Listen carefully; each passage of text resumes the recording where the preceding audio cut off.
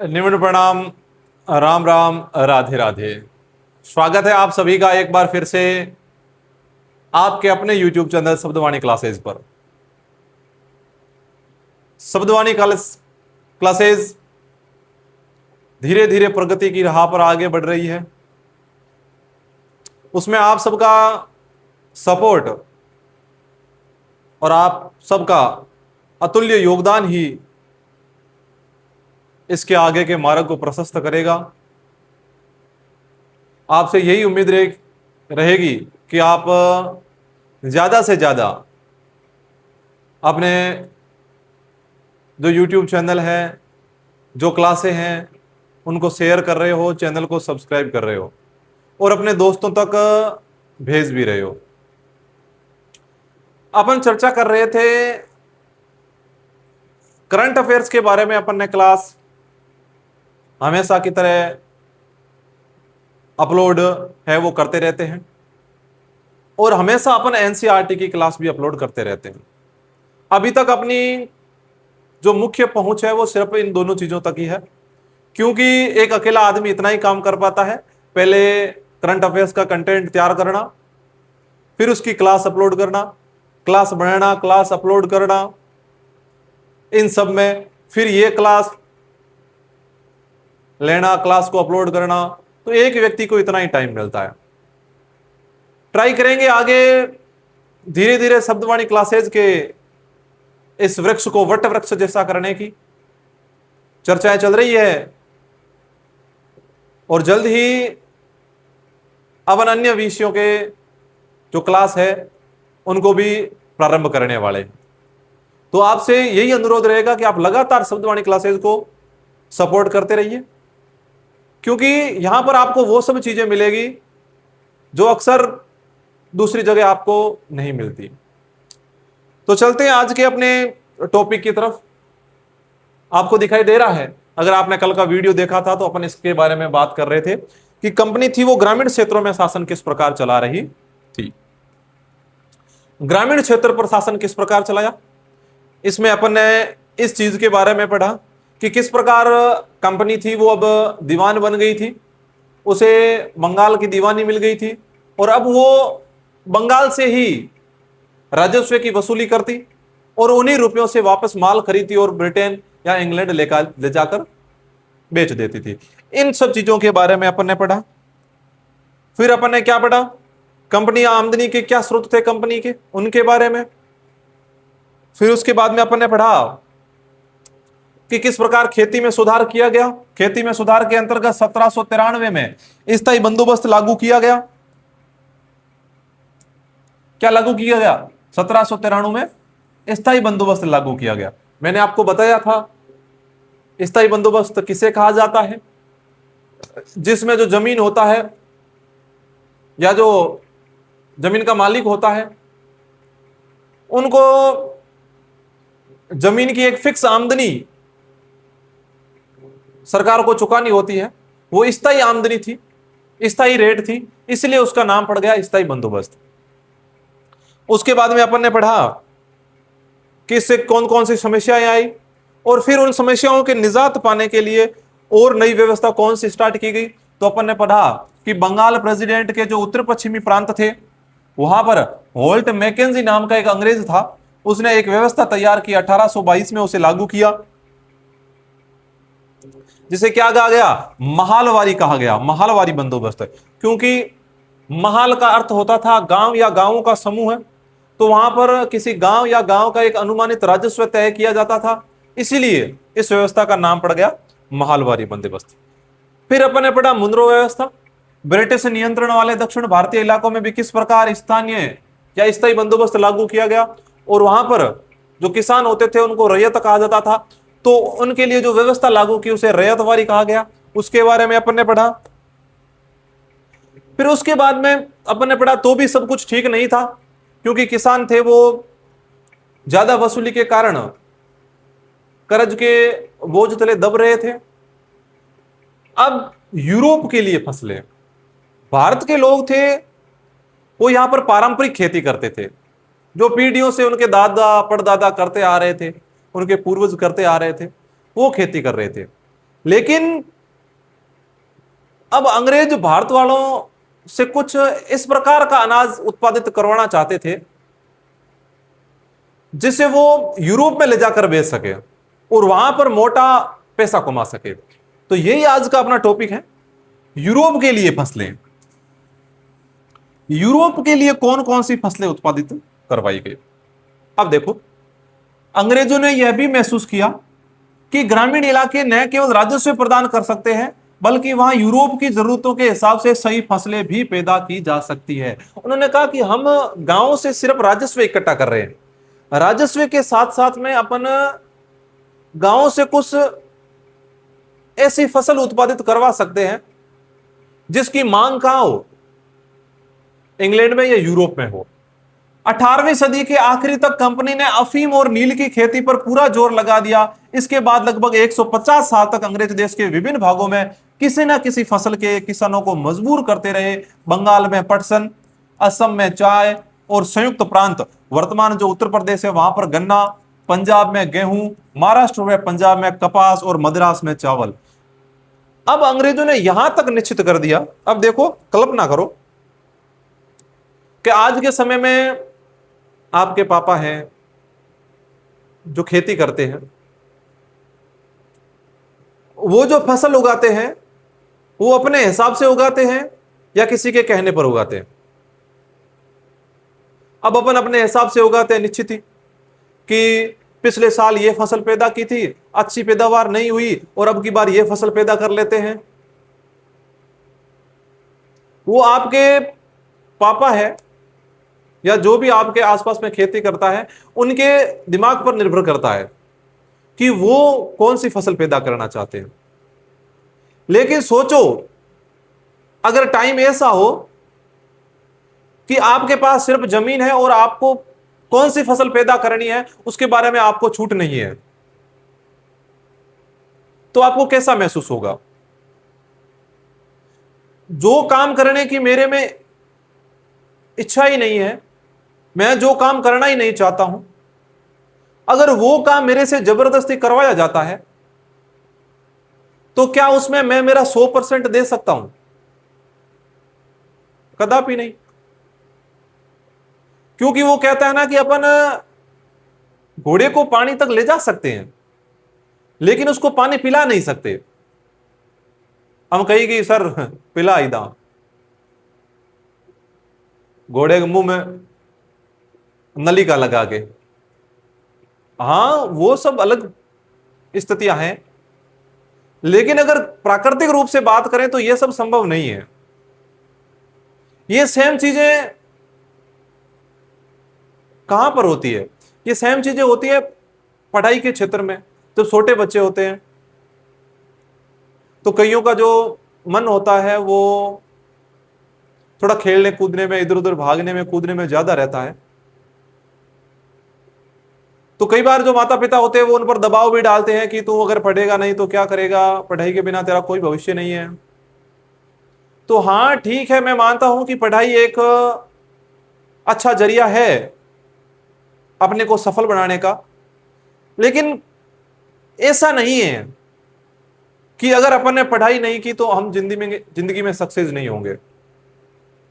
क्योंकि कई ऐसे बड़े बड़े व्यवसायी उद्योगपति बैठे हैं जिन्होंने शायद उच्चतर स्तर की शिक्षा प्राप्ति ना की हो, लेकिन जो भी बच्चे अगर क्लास 8वीं की वीडियो देख रहे हैं, जो अपनी क्लास देख रहे हैं, उनको तो एक ही चीज कहना चाहता हूं कि जब तक आप क्लास 12वीं पास नहीं कर लेते ना, तब तक अपने माता पिता का कहना मानो, तब तक आप पढ़ो, अच्छी मेहनत करो, बाकी चीजों पर ध्यान मत दो। अब क्लास 12वीं पास करने के बाद में आपको लगे कि यार अभी तक मेरी स्थिति तो बहुत कमजोर है, तो भी बाद में भी सुधार किया जा सकता है। ऐसा मैं नहीं कह रहा हूं कि 12वीं के बाद आप सुधार नहीं कर सकते, सुधार किया जा सकता है। लेकिन फिर भी अगर आपको लगे कि नहीं पढ़ाई और डेरू आमने सेठ नहीं है, तो आपके ऐसा नहीं हो सकता कि आपकी प्रगति के सारे दरवाजे बंद हो गए, क्योंकि सफलता प्राप्त करने का पढ़ाई तो एकमात्र जरिया है। अन्य कई ऐसे द्वार और खुले रहते हैं जिंदगी में, जिनके माध्यम से अपन एक सफल इंसान बन सकते हैं। तो उसके लिए जरूरी क्या है? उसके लिए जरूरी है अपनी स्वतंत्रता। यही चीज अपन पढ़ रहे थे कि उस समय किसानों को मजबूर किया जाता था कि आप बंगाल के लोगों को पटसन उगाने के लिए, असम के लोगों को चाय पैदा करने के लिए, और संयुक्त प्रांत के लोगों को गन्ना उत्पादित करने के लिए, पंजाब में गेहूं, महाराष्ट्र में, पंजाब में कपास और मद्रास में चावल, कहा गया कि आप सब ये चीजें उगाओ। यह कैसे किया? तो अंग्रेजों ने अपनी जरूरत की फसलों की खेती को फैलाने के लिए कई तरीके अपनाए, आए इसी तरह की एक फसल उत्पादन की ऐसी ही एक पद्धति को अच्छी तरह से समझे। ऐसे कई प्रकार की फसलें अंग्रेजों ने भारत के लोगों से उत्पादित करवाई। अपन सिर्फ एक फसल के बारे में पढ़ रहे हैं। पहले तो अपन पढ़ते हैं वो खेती कौन सी थी? वो नील की खेती थी। पहले अपन पढ़ते हैं कि रंग का भी कोई इतिहास है क्या, क्योंकि नील की खेती से नीला रंग तैयार किया जाता था। उससे पहले अपन पढ़ लेते हैं कि रंग क्या है, रंग का कोई इतिहास है क्या। जो चित्र 5 और 6 में सूती कपड़े के सांपों की 2 तस्वीरें दी गई है। बाईं तरफ की तस्वीर में भारत में आंध्र प्रदेश के बुनकरों द्वारा बनाई गई कलमकारी सांपे दिखाई दे रहे हैं, और दूसरी तरफ ब्रिटेन के प्रसिद्ध कवि और कलाकार विलियम मॉरिस द्वारा बनाए गए फूल वाले सांपे दिखाई दे रहे हैं। अपन को 2 कलाकारी दिखाई दे रही है, एक ये और एक ये अपने भारत का सांपा है और ये इंग्लैंड का है। ये भारत का 20वीं सदी का सांपा है और ये 19वीं सदी का है इंग्लैंड का। दोनों सांपों में एक बात समान है कि दोनों में ही गहरे नीले रंग का प्रयोग हुआ है। इसमें भी अगर आप यहां पर अपन देखें तो बीच में गहरे नीले रंग का प्रयोग अत्यधिक मात्रा में हुआ है, और अगर इन सांपों में भी देखें तो यहां पर भी गहरे नीले रंग का प्रयोग खूब हुआ है। अब जब कपड़ों की सफाई में उस समय इतने नीले रंग का प्रयोग होता था, तो यह तो होना ही चाहिए कि उसकी आपूर्ति भी सही ढंग से हो, उसकी पूरी आपूर्ति हो। अब उसके लिए क्या किया? तो देखो, इसे आमतौर पर नील कहा जाता है। क्या आप जानते हैं कि यह रंग किस प्रकार पैदा किया जाता है?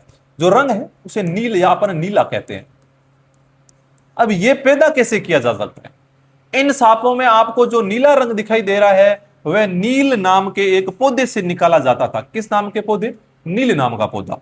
इस बात की काफी संभावना है कि 19वीं सदी के ब्रिटेन में मॉरिस के सांपों में इस्तेमाल किया गया नीला रंग भारत में उगने वाले नील के पौधे से ही तैयार किया गया होगा।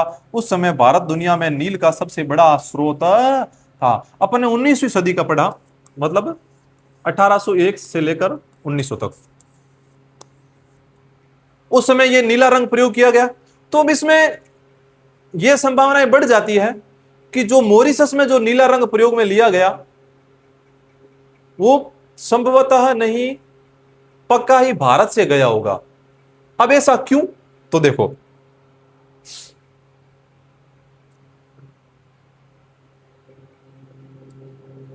अब भारतीय नील की मांग क्यों थी? नीला रंग तो अंग्रेज भारत से ले गए, उससे पहले भी तो ब्रिटेन में, यूरोप में नीला या नील का पौधा तैयार किया जाता होगा। तो फिर ऐसा क्या हुआ कि उनको भारत का रंग पसंद आने लगा? वो भारत में ही खेती क्यों करवाना चाहते थे? तो देखो, नील का पौधा मुख्य रूप से उष्ण कटिबंधीय इलाकों में ही उगता है। उष्ण कटिबंधीय मतलब जहां पर थोड़ी ज्यादा गर्मी होती है और बरसात भी ज्यादा होती है।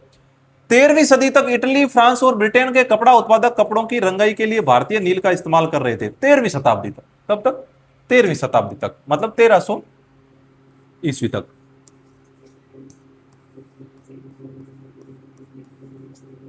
ठीक है। उस समय भारतीय नील की बहुत थोड़ी मात्रा ही यूरोपीय बाजारों में पहुंचती थी। उसकी कीमत भी बहुत ऊंची रहती थी, इसलिए यूरोपीय कपड़ा उत्पादकों को बैंगनी और नीले रंग बनाने के लिए वोड नामक एक और पौधे पर निर्भर रहना पड़ता था। अब उस समय भी यूरोपीय बाजारों में जो नील जाता था वो भारत से जाता था, लेकिन उस समय भारत में जो नील रंग की कीमत थी वो बहुत ऊंची थी। तो क्या करते थे जो यूरोपीय कपड़ा उत्पादक थे, वो बैंगनी और नीला रंग बनाने के लिए एक पौधा पैदा करते थे, उत्पन्न करते थे, वुड नाम का पौधा।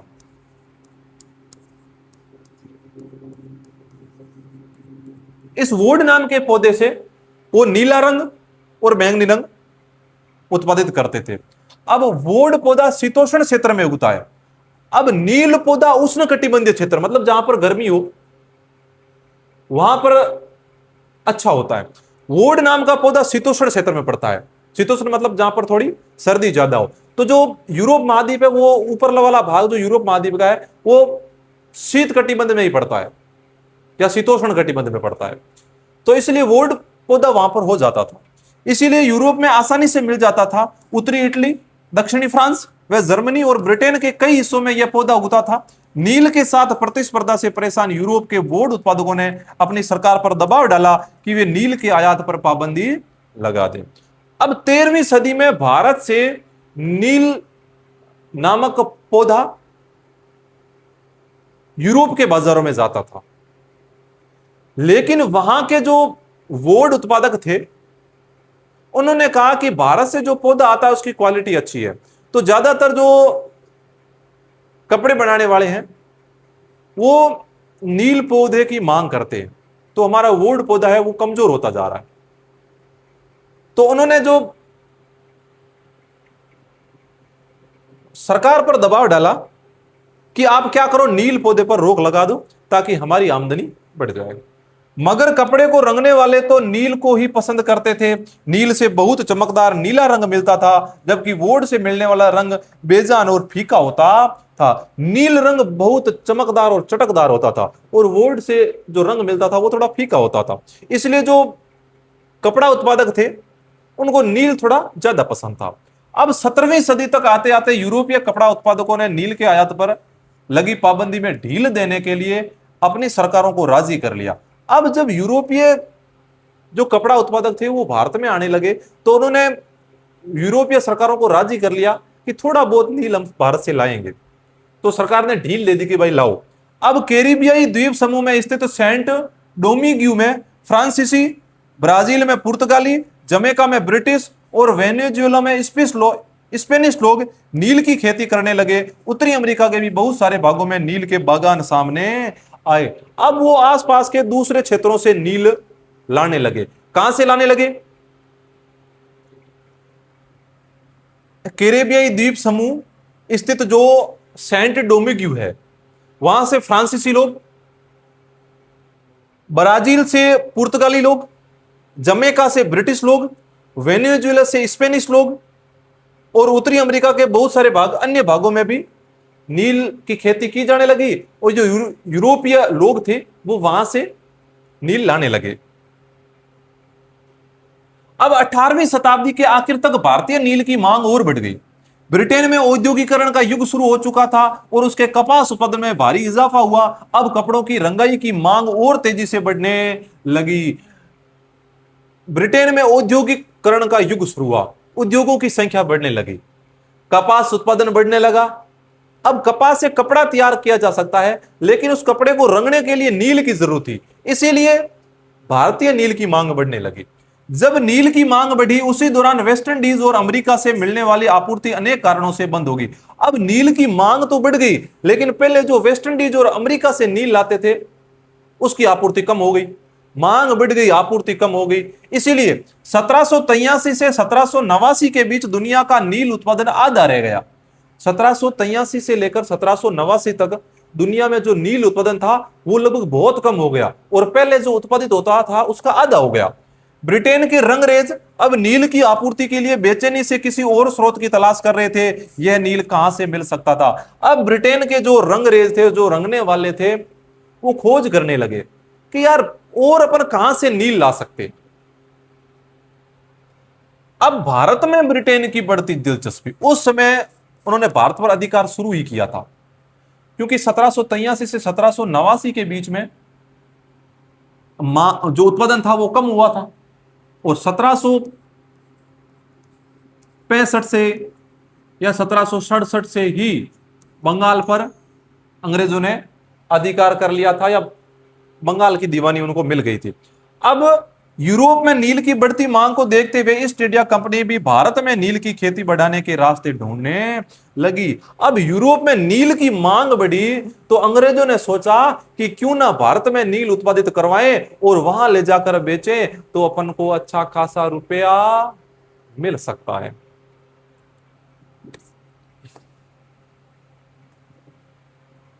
अब 18वीं सदी के आखिरी दशकों से ही बंगाल में नील की खेती तेजी से फैलने लगी। बंगाल में खेती करवाने लगे। बंगाल में पैदा होने वाला नील दुनिया के बाजारों पर छा गया। 1788 में ब्रिटेन द्वारा आयात किए गए नील में भारतीय नील का हिस्सा केवल लगभग 30% था। 1788 में ब्रिटेन था वो विश्व के अन्य देशों से नील लाता था, लेकिन उसमें केवल भारत का हिस्सा 100 में से 30% भारत से जाता था। इतना अच्छा नील उत्पादित होता था भारत में। 1810 में ब्रिटेन द्वारा आयात किए गए नील में भारतीय नील का हिस्सा 95% हो चुका था। 1788 में भारत से 30% नील जाता था। अब 1810 में ब्रिटेन के लोग 95% तक नील भारत से ले जाने लगे। इतनी मांग बढ़ गई तो अंग्रेजों को नील उत्पादित तो ज्यादा करवाना ही पड़ता, चाहे किसी प्रकार करे, साम दाम दंड भेद जो भी लगे। जैसे जैसे नील का व्यापार फैला, कंपनी के अफसर और व्यावसायिक एजेंट नील के उत्पादन में पैसा लगाने लगे।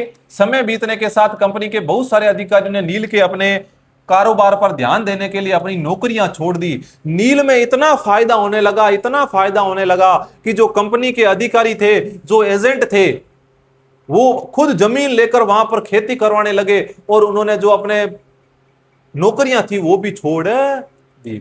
भारी मुनाफे की उम्मीद में स्कॉटलैंड और इंग्लैंड के बहुत सारे लोग भारत आए और उन्होंने नील के बागान लगा लिए। जिनके पास नील की पैदावार के लिए पैसा नहीं था, उन्हें कंपनी और नए बैंक कर्जा देने को तैयार रहते थे।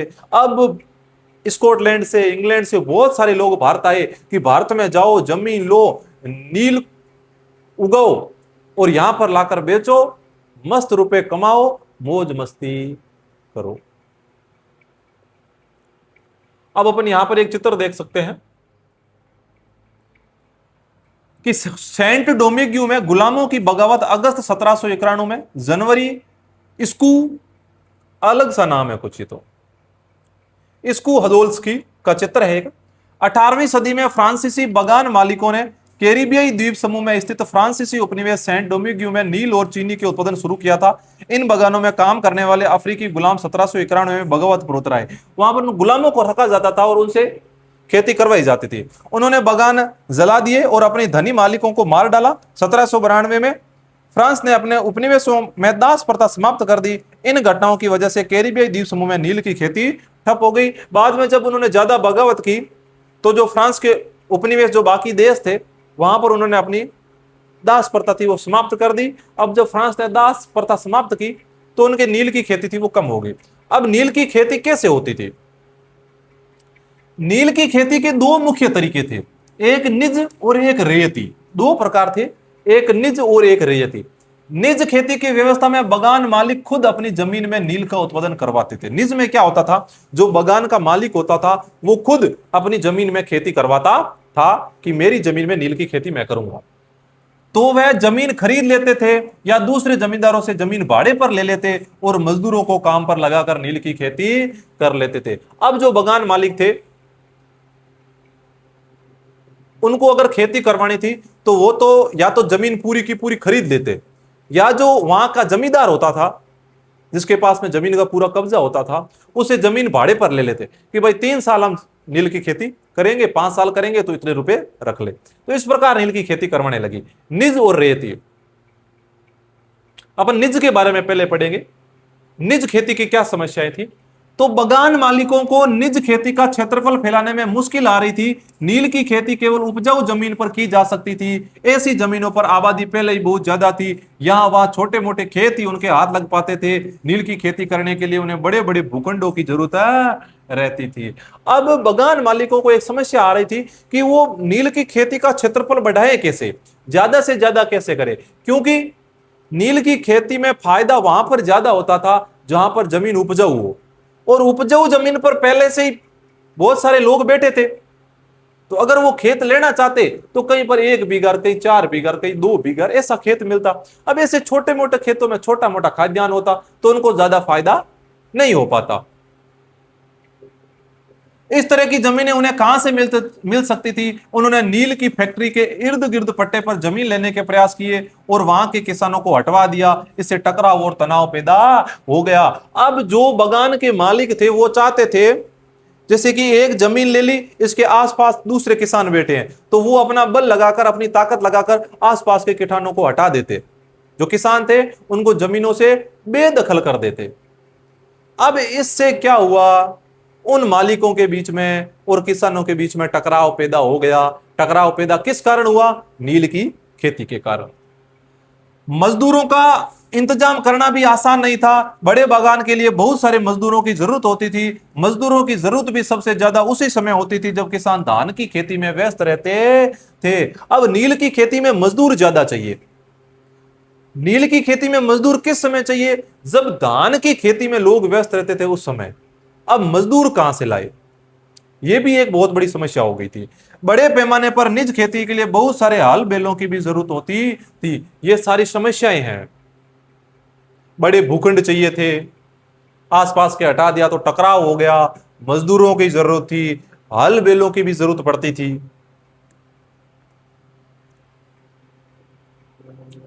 अब देखो, 1 बीघा नील की खेती के लिए 2 हल चाहिए होते थे। इसका मतलब यह था कि अगर किसी बगान मालिक के पास 1000 बीघा जमीन है तो उसे 2000 हलों की जरूरत पड़ती। आपको 1 बीघा खेत में नील की खेती करनी है तो आपको 2 हल चाहिए। कितने हल चाहिए? 2। और अगर आपके पास में 1000 बीघा जमीन है तो उसके लिए आपको 2000 बैल या 2000 हल चाहिए। हलों को खरीदना और उनका रख रखाव एक बड़ी समस्या थी। उनको खरीदना फिर उनको रखना थोड़ी बड़ी समस्या थी। किसानों से भी हल नहीं मिल सकते थे। उन्हें अपने लिए ही इन चीजों की जरूरत होती थी। जिस समय नील उत्पादकों को जरूरत होती उस समय किसानों के हल बैल भी चावल के खेतों में व्यस्त रहते थे। अब जब हल बैल चाहिए तो भी वो चावल के खेतों में व्यस्त, मजदूर चाहिए वो भी चावल के खेतों में व्यस्त। अब पैदावार बढ़ाए तो बढ़ाए कैसे? बीघा क्या है? बीघा वर्तमान में भी अपने बीघा ही कहते हैं जमीन को। या कितनी जमीन है, क्या फलाना बीघा। जमीन की एक माप है जो ब्रिटिश शासन से पहले बीघे का आकार अलग अलग होता था। बंगाल में अंग्रेजों ने इसका क्षेत्रफल करीब 1/3 एकड़ तय कर दिया कि जो 1/3 एकड़ है उसे बीघा कहा जाएगा। अब 19वीं सदी के आखिर तक बगान मालिक निज खेती का क्षेत्रफल फैलाने में हिचकिचाते थे कि क्षेत्रफल फैलाए तो क्या फायदा, मजदूर नहीं मिल पाते हैं, हल नहीं मिल पाते हैं, कैसे फैलाएं। इस व्यवस्था के तहत नील की पैदावार वाली 25% से भी कम जमीन आती थी। बाकी जमीन रेती व्यवस्था के अंतर्गत आती थी। अब निज जमीन, जो अपने निज व्यवस्था पढ़ रहे थे उसमें केवल 25% जमीन ही उपयोग में ली जाती थी। फिर व्यवस्था आती है रेती व्यवस्था। अब रेतों की जमीन पर नील की खेती कैसे होती थी? निज व्यवस्था तो यह थी कि जमीन लो, जमीन पर खेती करवाओ, लेकिन बहुत सारी प्रॉब्लम थी। हल नहीं मिल पाते, मजदूर नहीं मिल पाते, और नील की खेती के लिए बड़ा भूखंड, बड़ी जमीन नहीं मिल पाती तो किसानों को हटाना पड़ता। किसानों को हटाते तो बीच में टकराव पैदा हो जाता। इस कारण सिर्फ 25% जमीन पर ही नील की खेती निज व्यवस्था से हो पाती। अब है रेती व्यवस्था। रेती व्यवस्था के तहत बागान मालिक थे वो रेतों के साथ साथ एक अनुबंध या सट्टा करते थे। क्या करते थे? जो बागान मालिक थे वो रेत मतलब किसानों के साथ एक सट्टा करते थे। कई बार वे गांव के मुखियाओं को भी रेतों की तरफ से समझौता करने के लिए बाध्य कर देते। बागान मालिक थे वो खुद समझौता कर लेते, और अगर कोई किसान नहीं मानता तो जो गांव का मुखिया था उसको बोलता कि वो फलाना किसान है ना, थोड़ा ऊंचा नीचा हो रहा है, उसको समझा दो, हमसे समझौता कर ले। जो अनुबंध पर दस्तखत कर देते उन्हें नील उगाने के लिए कम ब्याज दर पर बागान मालिकों से नकद कर्जा मिल जाता था। अब जो व्यक्ति राजी हो जाता कि मैं मेरी खेत जो जमीन है उस पर नील की खेती कर लूंगा तो उसे ब्याज भी मिल जाता, नकद रुपए भी मिल जाते, कम दर पर मिल जाते। अब कर्जा लेने वाले रेतों की अपनी कम से कम 25% जमीन पर नील की खेती करनी होती थी। जो भी व्यक्ति एक बार इन मुखियाओं से कर्जा ले लेता उसको अपनी कुल भूमि के 25% भूभाग पर मतलब 4 बीघा है तो 1 बीघा, 100 बीघा है तो उसमें से 25 बीघा, 25% जमीन पर नील की खेती करनी होती थी, कि आपको 25% भूमि पर नील की खेती करनी पड़ेगी। बगान मालिक बीज और उपकरण मुहैया कराते थे, जबकि मिट्टी को तैयार करना, बीज बोना और फसल की देखभाल करने का जिम्मा काश्तकारों के ऊपर रहता था। जो बगान के मालिक होते तो वो बीज पहुंचा देते कि हम जो कहेंगे वो बीज बोना है, और उपकरण है वो हम दे देंगे, बाकी सारा काम आपको देखना है। जब कटाई के बाद फसल बगान मालिक को सौंप दी जाती तो रैयत को नया कर्जा मिल जाता और वही चक्र दोबारा शुरू हो जाता। अब जब कटाई हुई, फसल थी वो बगान मालिक को दे दी, तब बगान मालिक आपको दोबारा कर्जा दे देगा। मतलब आप एक बार कर्जा लो, फसल दो, वापस कर्जा लो, फसल दो, वापस कर्जा लो। मतलब जो किसान थे वो रेती व्यवस्था से, कर्ज के बोझ से दब रहे थे।